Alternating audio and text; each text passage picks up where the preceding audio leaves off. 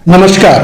मैं मनमोहन मिश्र एक बार फिर आप लोगों के बीच आप लोगों के सवालों को लेकर के। दोस्तों, किसान आंदोलन के मुद्दे पर आपने मेरे कमेंट बॉक्स में डाला और उन्हीं 5 सवालों का जवाब आज आप लोगों के सामने रखेंगे। दोस्तों, Modi plus Adani is equal to black money बनाम किसान आंदोलन। मोडानी का खतरा यानी अडानी और मोदी का खतरा देश पर किसी युद्ध से भी बड़ा है। ये पहला सवाल है। मोदी, अडानी और किसान आंदोलन के बीच काले धन की क्या भूमिका है? सिर्फ काले धन के कारण ही किसानों को आंदोलन करना पड़ रहा है।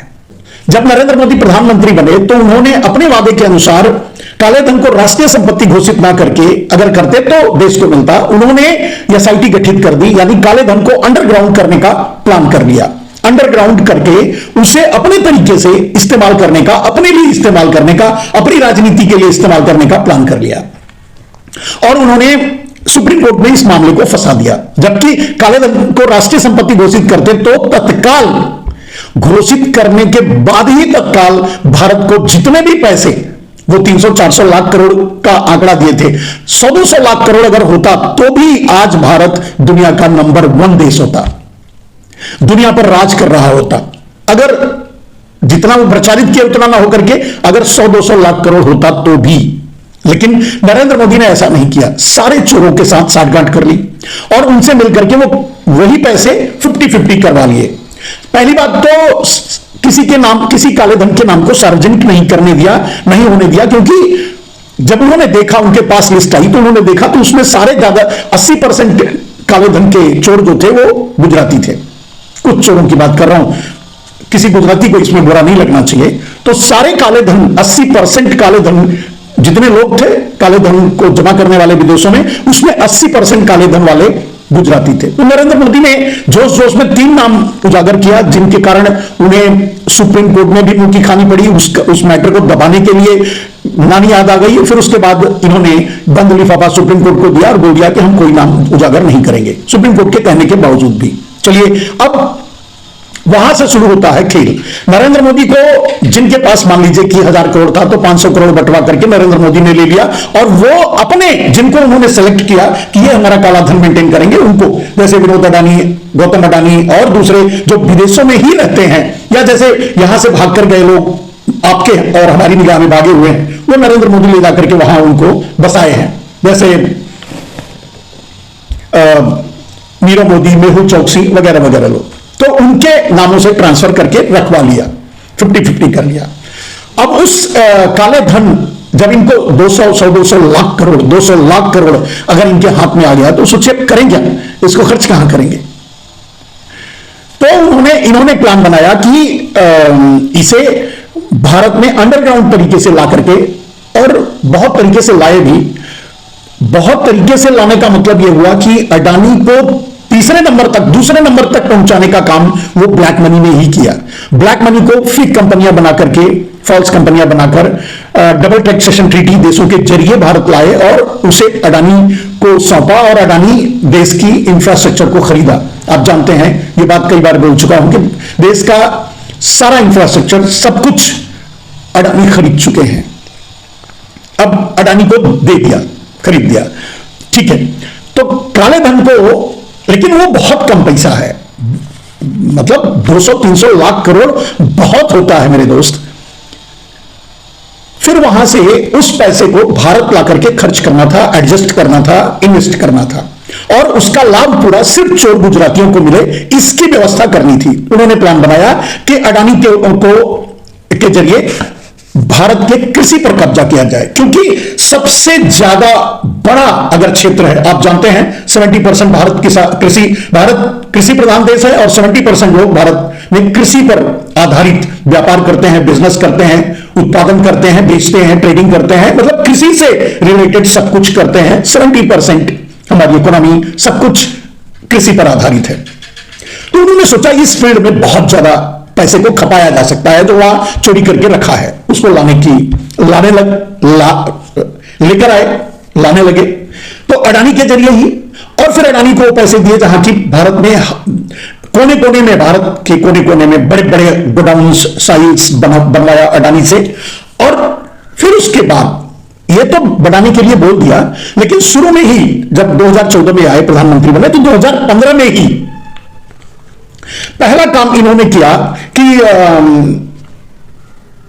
ये भूमि अधिग्रहण बिल लेके आए। तो सबसे पहली बात यहां इस सवाल का जवाब यह है कि काले धन को खपाने के लिए किसानों से पूरी जमीन खरीद कर, छीन कर, अधिग्रहण करके या किसी भी तरह से हासिल करके अडानी को दे देना, देश के सारे खाद्यान्न पर, उपज पर कब्जा अडानी का हो।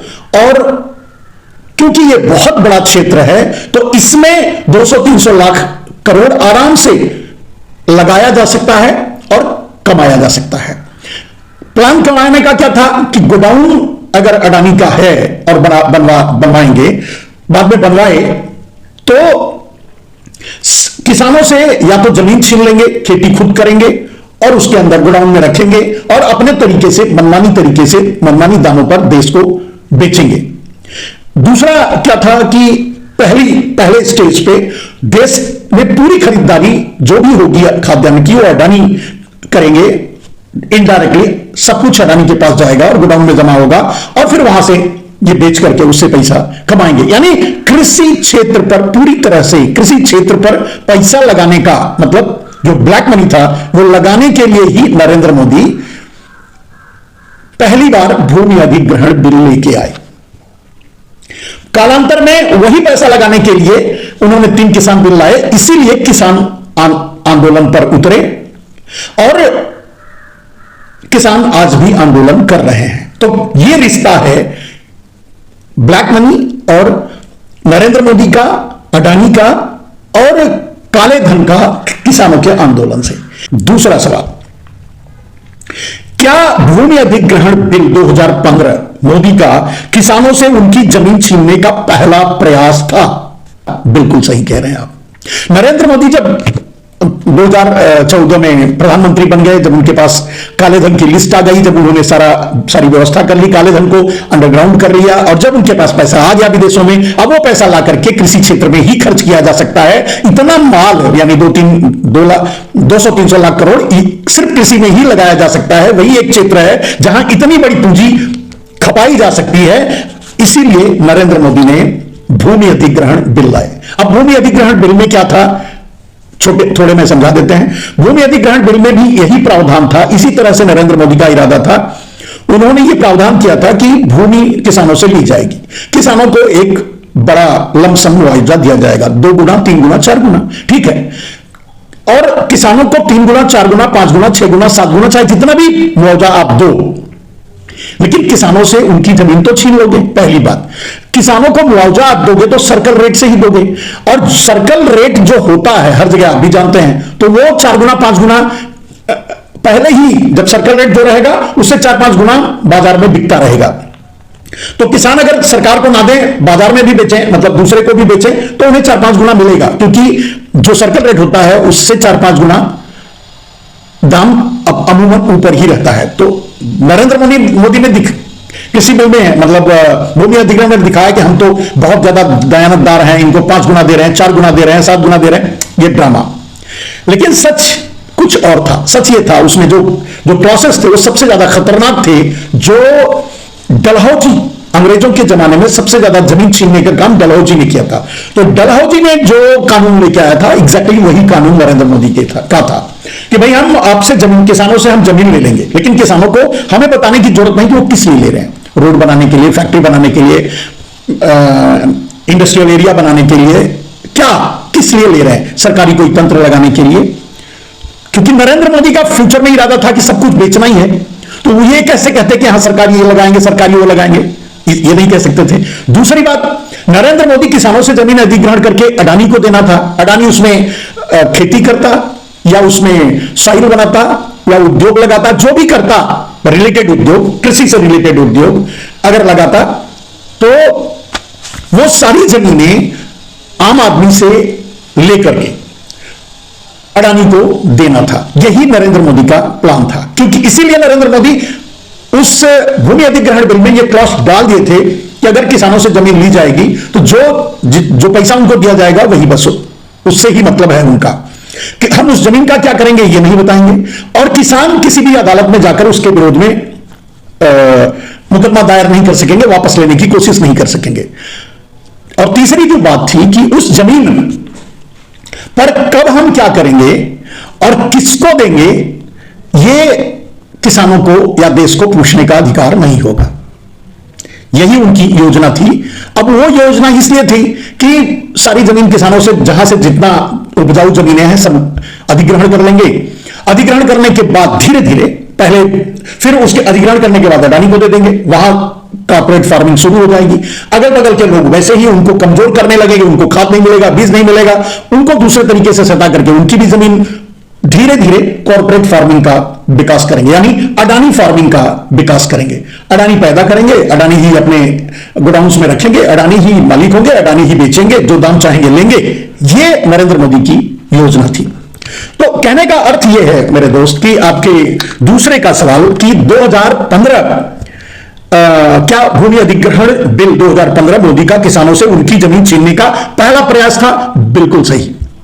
तीसरा सवाल है क्या 2020 का किसान बिल, 3 किसान बिल, भूमि अधिग्रहण बिल का आधुनिक वर्जन था जिसे नरेंद्र मोदी को वापस लेना पड़ा था? एक हमारे श्रोता ने सवाल पूछा है, अब उसका जवाब, यह हमारा तीसरा सवाल है मेरे दोस्त।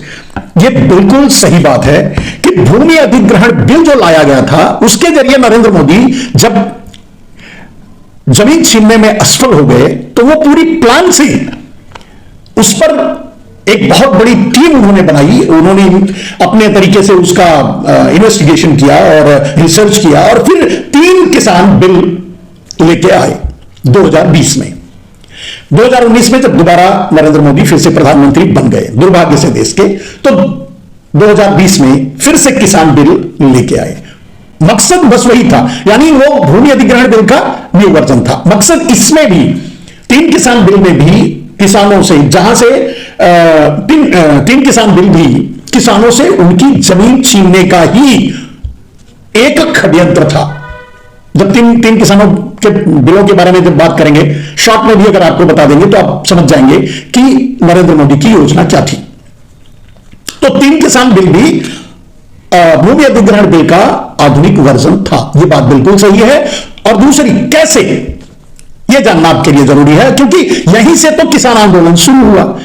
और मेन जो आज की बात है वो इसी विषय पर है कि किसान आंदोलन करने के लिए मजबूर क्यों हुए, क्योंकि नरेंद्र मोदी और अडानी के पास इतने ब्लैक मनी आ गए, छुपा लिए, रख लिए, चुरा लिए, देश का चुराया हुआ माल खपा लिए, मतलब रख लिए और उसको खपाने की कोशिश करने लगे कि किसानों को आंदोलन करना पड़ा। तो 2020 में जब किसान बिल लेके आए, उन 3 बिलों में प्रावधान जो था वो सीधे सीधे किसानों से उनकी जमीन छीनने की एक बैकडोर प्लानिंग थी। कहने का मतलब, किसान भूमि अधिग्रहण बिल तो सीधे तुम्हारी किसानों से जमीन ले लेंगे और उनको कुछ पैसा दे देंगे, बात खत्म।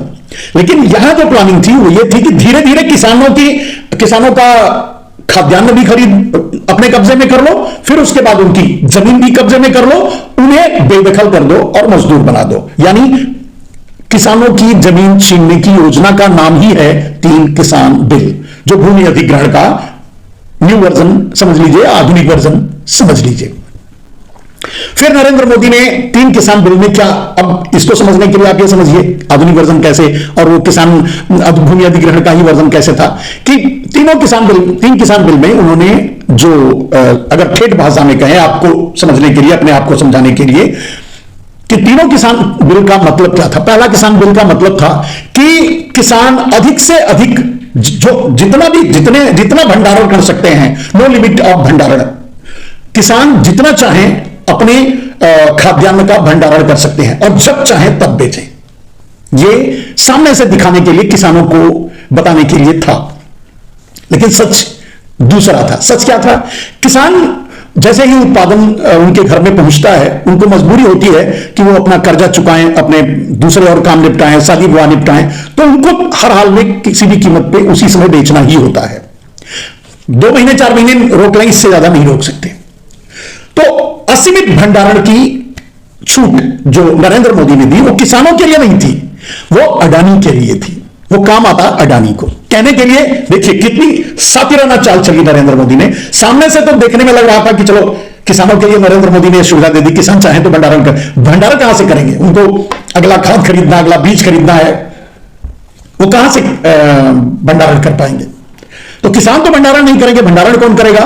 अडानी। ये योजना थी। फाइनली अडानी भंडारण करेगा और अपने तरीके से, मनमानी तरीके से उसको डिस्ट्रीब्यूशन करेगा, एक प्रदेश से दूसरे प्रदेश ले जाकर के बेचेगा, यानी उससे पैसे कमाएगा।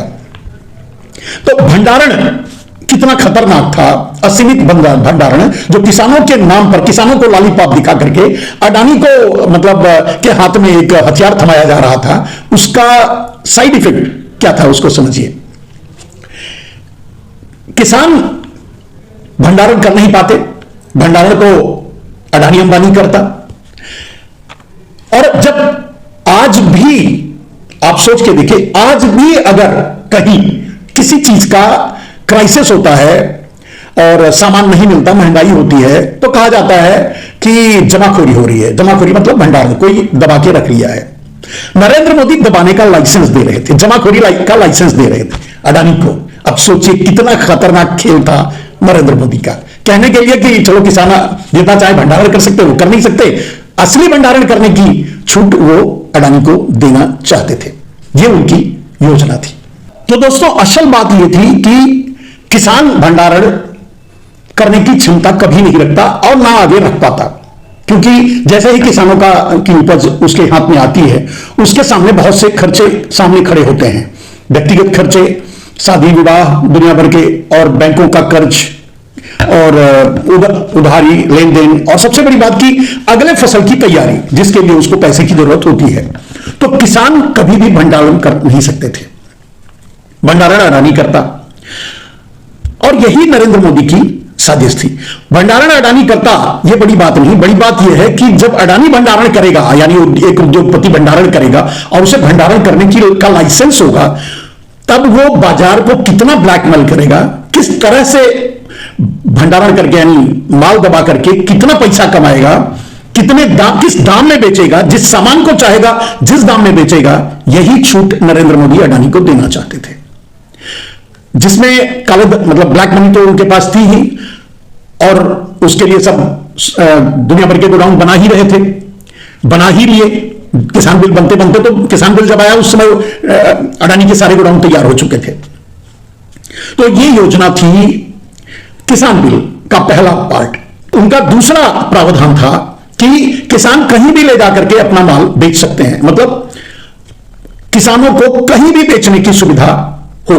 पहली बात तो ये क्लियर कर लें कि पहले भी किसान अपने घर में अपना अनाज रखेंगे तो उसके लिए कोई प्रॉब्लम नहीं था। कोई उनके यहां छापा मारने नहीं आता था, या एफसीआई या सरकारी कोई तंत्र उनके यहां छापा नहीं मारता था कि आप 10 कुंटल क्यों रखे हैं, 100 कुंटल क्यों रखे हैं, क्योंकि वो पैदा किए हैं, रखे।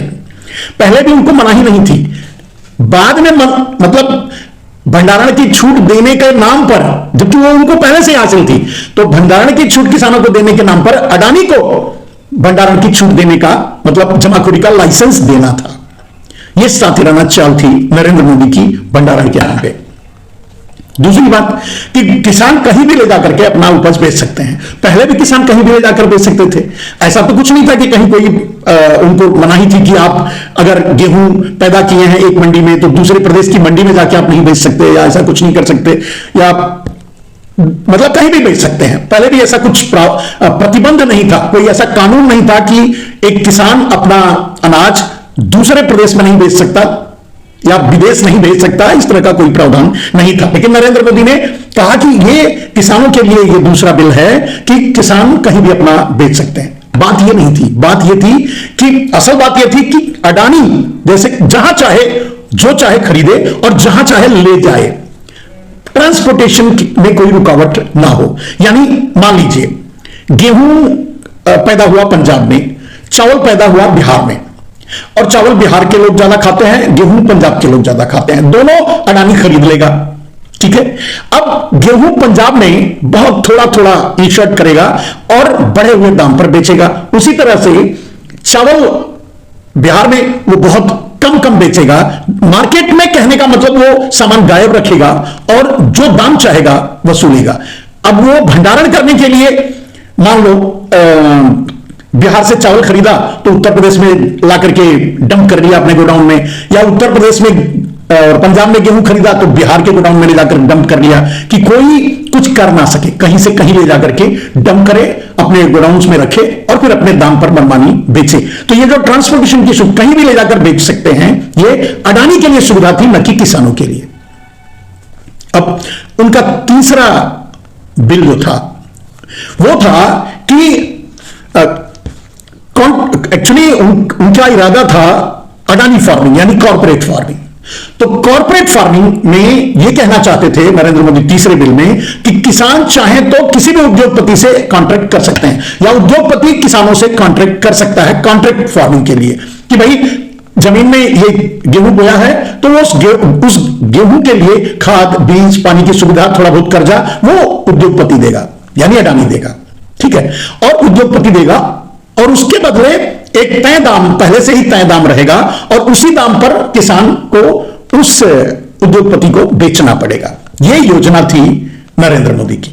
जबकि इसके अब यह योजना थी किसानों को दिखाने के लिए, किसानों को फायदा होगा, किसानों को सुविधा मिलेगी। किसान बैंक के लिए कर्ज परेशान रहते हैं, पूंजीपति आकर के कर्ज देंगे और उनको बीज भी दे देंगे, खाद भी दे देंगे, वो पैदा करेंगे, उनको चला जाएगा, ठीक है। ऑल अराउंड योजना यह थी कि पूरा जो भी पैदा हो वो अडानी के पास चला जाए, उसके गोडाउन में चला जाए।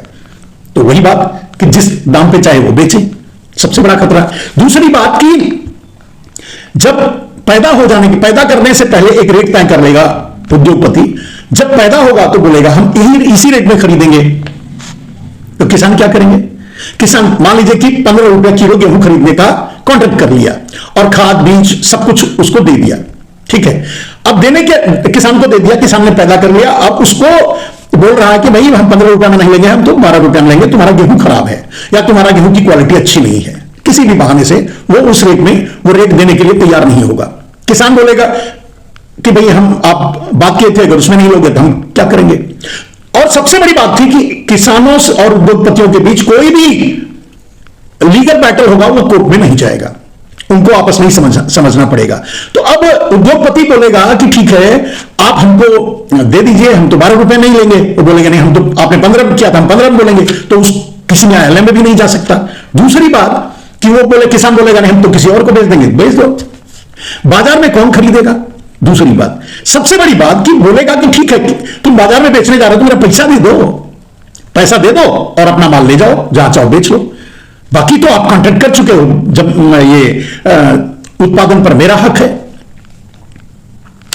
और अगर ये मामला जाएगा भी तो तहसीलदार लेवल तक, जिनको अडानी का एक फोन जाए तो उसको पेशाब निकल जाए, ऐसी स्थिति भारत की व्यवस्था में है कि वो आम आदमी का कहां सुनते हैं, लेकिन ऊपर से नेताओं का उद्योगपतियों का फोन आता है तो वो बड़े भागे चले जाते हैं। आप देखते हैं उनके आगे पीछे ही उनका ही सलूट बजाते रहते हैं, ज्यादातर काम उन्हीं का करते हैं, कहां दूसरा कौन सा काम करते हैं।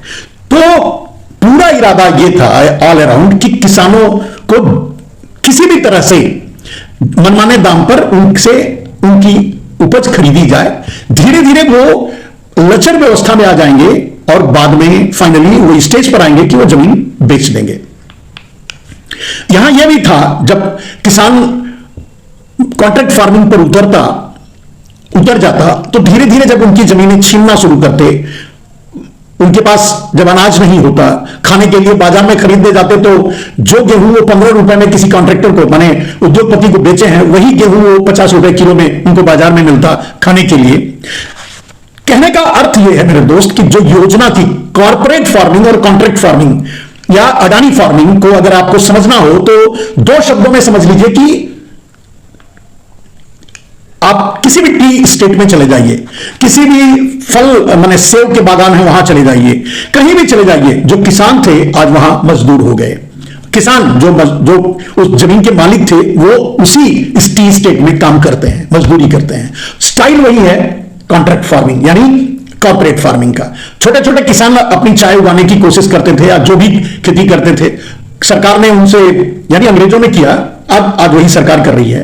तो सरकार ने यानी अंग्रेजों ने उनसे ले लिया कि भाई हम यहां चाय उगवाएंगे और आप हमको कॉन्ट्रैक्ट पे दे दीजिए। बाद में वो लोग खाते पीते अपना जमीन उनको ही चला ही गया, बेच ही डाले, बिकना ही पड़ा, क्योंकि वो उनको उतना पैसा देते नहीं थे।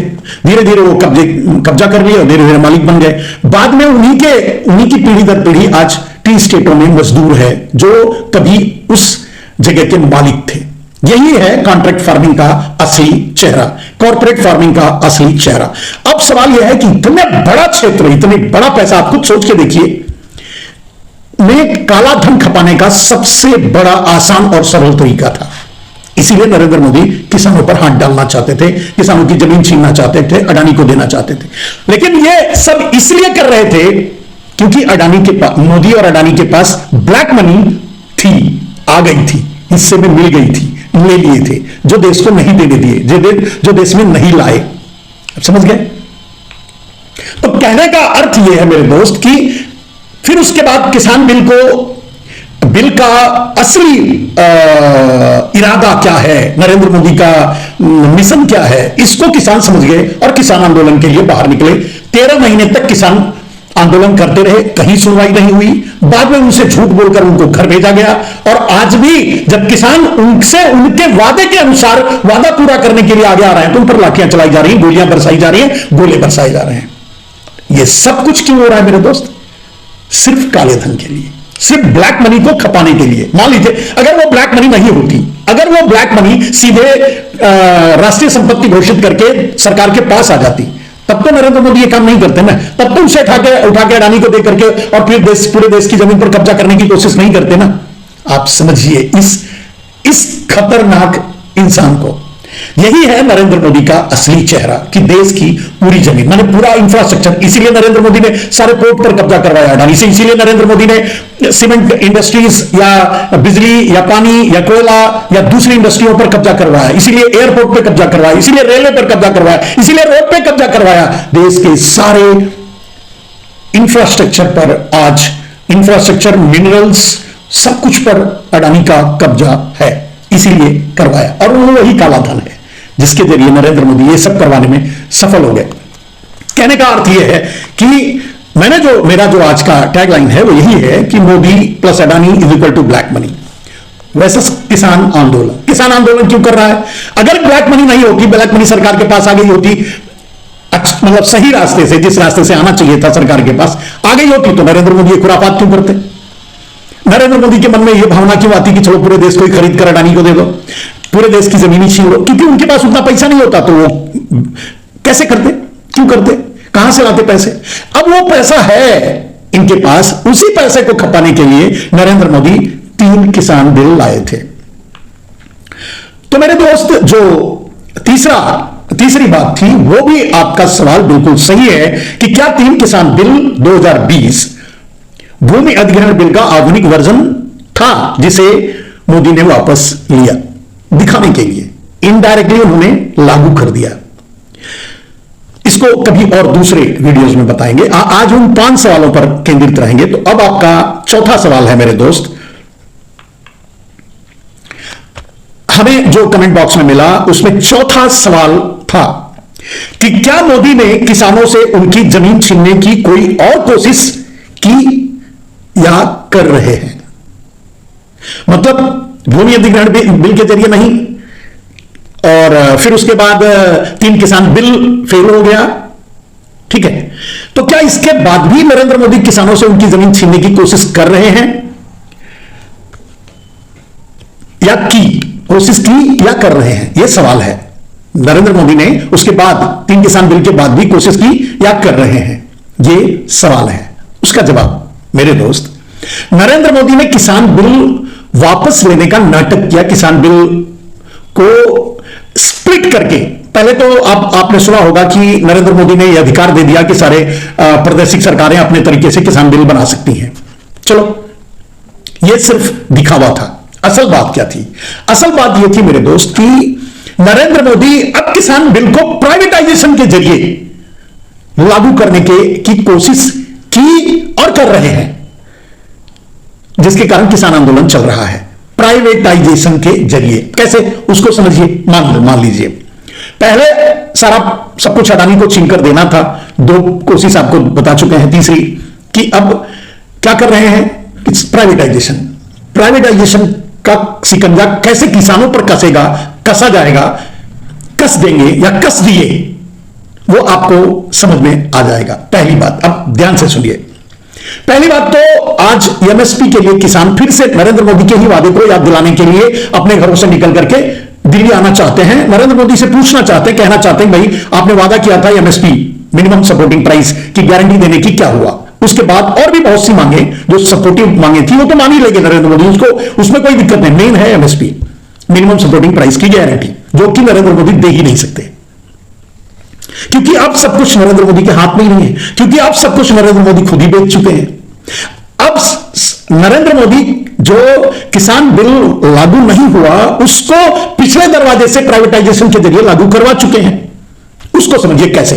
पहली बात, पहला चीज, किसान अपनी उपज कहां ले जाते हैं बेचने के लिए, एपीएमसी मंडी में।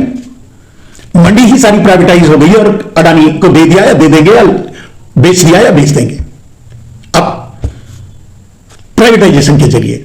तो किसान कहां जाएंगे बेचने के लिए, एपीएमसी मंडी में। वो एफसीआई को अडानी को दे दिया, प्राइवेटाइजेशन कर दिया, एपीएमसी मंडी को ही बेचना शुरू कर दिया, उसकी जमीनें बेचना शुरू कर दिया, धीरे धीरे वो बंद हो जाएंगी। तो किसान कहां जाएंगे, मंडी में, मंडी बचेगी ही नहीं तो कहां जाएंगे। पहली बात तो जब वो अडानी का होगा तो अडानी एक एपीएमसी मंडी को तोड़ करके वहां माल बना देगा या कुछ और बना देगा, ठीक। और बेचने जाएंगे किसान तो अडानी का ही है, तो अडानी को ही बेचना है ना, ठीक है। तो किसान बिल का यह मुद्दा कि मतलब किसानों को अनाज अडानी को ही देना पड़े, वो नरेंद्र मोदी ने इस तरह से व्यवस्था कर दी। अब जब एपीएमसी में मंडी बेच रहे हैं, उसका प्राइवेटाइजेशन कर रहे हैं, वो खत्म कर रहे हैं, तो ये एमएसपी देंगे कहां से, और एमएसपी पे खरीदेगा कौन। अब खरीदा तो अडानी को है, चाहे वो उस मंडी में खरीदे या अपने गोडाउन पर खरीदे, पैसा उसी को देना है। तो अपने मन से अपने तरीके से दाम देगा, जो बाजार में ब्लैकमेलिंग के जरिए और दूसरे तरीकों से। कहने का मतलब यह है कि अडानी मोदी एमएसपी की गारंटी देने की अब पोजीशन में ही नहीं है, या देश को नरेंद्र मोदी एमएसपी से आगे ले जा चुके हैं, और वो सब कुछ नरेंद्र मोदी ने काले धन के बल पे किया। फिर यहां काला धन वही इन्वॉल्व हो गया, ठीक है। अभी तो ये शुरुआत है। आपने सुना कि एमएसपी पे किसान अगर जाएंगे बेचने के लिए तो एपीएमसी मंडी जाएंगे, एपीएमसी मंडी भी अडानी की ही है। मंडी रहेगी या दूसरे दिन बिक जाएगी और वहां माल बन जाएगा, वहां कुछ और बन जाएगा, कोई रोक नहीं सकता, ठीक है। दूसरे तरीके से अब इसको समझिए कि चलिए किसानों से उनकी जमीन छीनने के और मतलब नरेंद्र मोदी ने और क्या व्यवस्था कर दी प्राइवेटाइजेशन के जरिए। पहले तो मंडी बंद कर दी या मंडी प्राइवेट कर दी या मंडी को प्राइवेट कर देंगे, एमएसपी पर खरीदारी नहीं होगी, खरीदेगा अभी तो अडानी ही खरीदेगा। अगर एमएसपी पे एक बात आज अभी तो दिखावे के लिए खरीद रहे हैं, वो भी कोई बस अडानी ही खरीद रहा है, और इसके दुष्परिणाम भी आ रहे हैं। आपने देखा कि 2 सालों से सरसों पूरा का पूरा जैसे ही किसानों के खेतों में पैदा होता है लूट मच जाती है, किसान अडानी खरीद लेता है, क्योंकि उसकी तेल कंपनी है, वो अपने गोडाउन में भर देता है और फिर तेल 250-300 रुपए किलो, जो 70-80 रुपए किलो में मिलता था, बेचता है। इसी तरह से सारे अनाजों के साथ वो करेगा, ये तो अलग बात है। बात यहां असली क्या है, किसानों से उनकी जमीन छीन लेना, उनको कृषि से वंचित कर देना, खेती से वंचित कर देना, और कॉर्पोरेट फार्मिंग को लागू करना।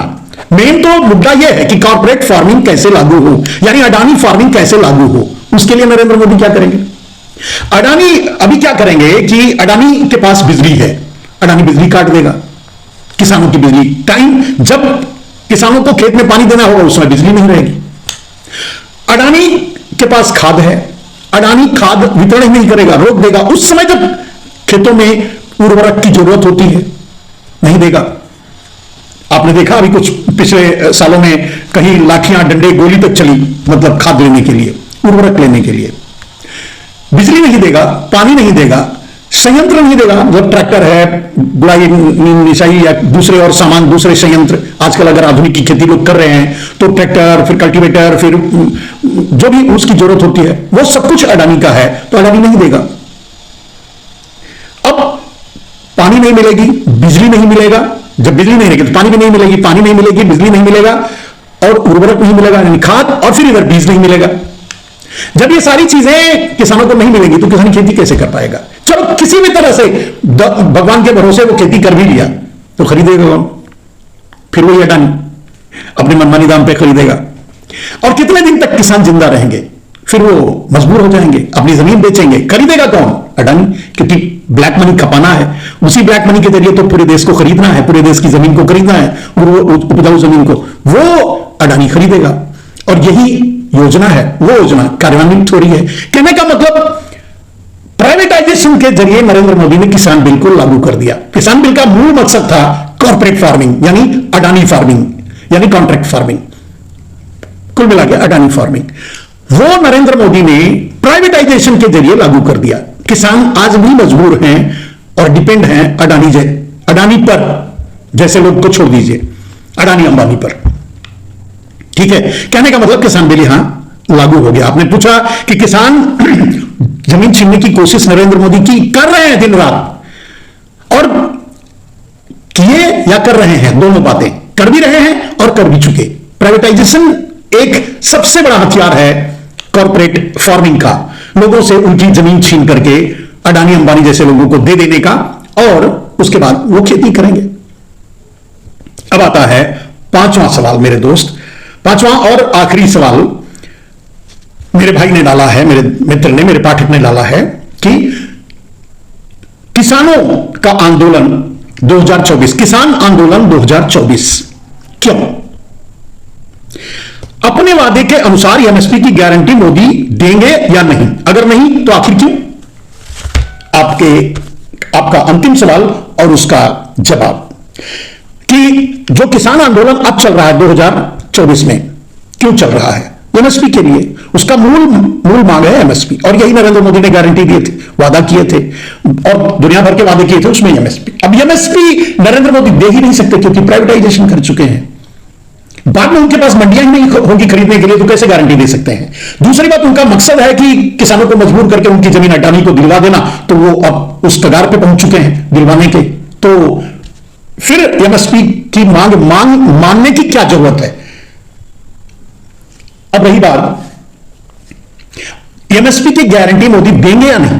किसी भी कीमत पे नहीं देंगे, क्योंकि वो तो लागू कर चुके हैं किसान बिल, क्योंकि इनडायरेक्टली वो तो जमीन छीनने का पूरा प्लान बना चुके, पूरी योजना एकदम से लागू हो चुकी है। किसानों से उनकी जमीन छीनने के लिए अडानी तैयार है, कर रहा है, छीन रहा है, इनडायरेक्टली शुरू कर चुका है, जिसे शायद किसान धीरे धीरे समझने लगे हैं, इसीलिए सामने आ रहे हैं। किसान मेरे दोस्त, एमएसपी की गारंटी नरेंद्र मोदी अब किसी जन्म में, मतलब नरेंद्र मोदी के बस में नहीं, नरेंद्र मोदी खत्म हो चुके हैं, नरेंद्र मोदी इज आउट। अब वो क्या देंगे? उनके हाथ में ही कुछ नहीं है, तो क्या देंगे किसानों को? इसीलिए किसानों को बीच में रोक करके उन पर गोलियां चलवा रहे हैं, गोले बरसा रहे हैं, आंसू गैस के गोले छोड़ रहे हैं। इसके अलावा वो कर क्या सकते हैं? किसान आएंगे, फिर से दिल्ली को घेर के बैठेंगे, एक मैसेज जाएगा पूरी दुनिया में, नरेंद्र मोदी इस पोजीशन में है नहीं कि किसानों को कुछ दे सके, अपने कोई वादे पूरे कर नहीं सके। वैसे भी नरेंद्र मोदी झूठ मक्कारी में माहिर हैं, जाने जाते हैं, तो वो तो पहला अपना वादा पूरा करने वाले हैं नहीं, वैसे भी नहीं करते। इस मामले में तो वो अब बहुत आगे निकल, कहने का मतलब एमएसपी की गारंटी से नरेंद्र मोदी बहुत आगे निकल चुके हैं। अब उनके लिए सवाल ही नहीं है, नरेंद्र मोदी खुद चाहे तो एमएसपी की गारंटी नहीं दे सकते। अब रही बात, अब नहीं, अगर नहीं देंगे तो क्यों? क्योंकि नरेंद्र मोदी के हाथ से सब कुछ निकल चुका है। नरेंद्र मोदी एमएसपी की गारंटी के बहुत आगे बढ़ चुके हैं, यानी नरेंद्र मोदी किसान बिल को इनडायरेक्टली प्राइवेटाइजेशन के जरिए लागू करवा चुके हैं। तो नरेंद्र मोदी के हाथ में नहीं, तो प्राइवेट एमएसपी की गारंटी क्या देंगे? अब एमएसपी का ड्रामा करना कि हम तो इतनी खरीदारी करते हैं, उतनी करवाते हैं, हम तो बेहतर हैं, ये है वो है, सब कुछ। अब किसान, अगर मान लीजिए पूरे देश के किसान, पूरे भारत के किसान अगर चारों तरफ से दिल्ली को घेरने की कोशिश करें और आए, जबकि यहां तो नरेंद्र मोदी फूट डालने की कोशिश, ये पंजाब के किसान है, ये हरियाणा के किसान है यहां के, लेकिन अगर पूरे देश के किसान आंदोलन पर उतर आए और दिल्ली की ओर बढ़े, तो नरेंद्र मोदी हर जगह उन्हें गोलियों से भून देंगे, टैंक दागेंगे, गोले दागेंगे, उन पर आंसू गैस के गोले नहीं, मतलब तोप चलाएंगे। किसी भी कीमत पे वो ना किसानों की बात मानेंगे, ना एमएसपी देंगे, किसानों को मारेंगे, जान से मारेंगे। ये इस किसान बिल का, नरेंद्र मोदी का और ब्लैक मनी का साइड इफेक्ट है।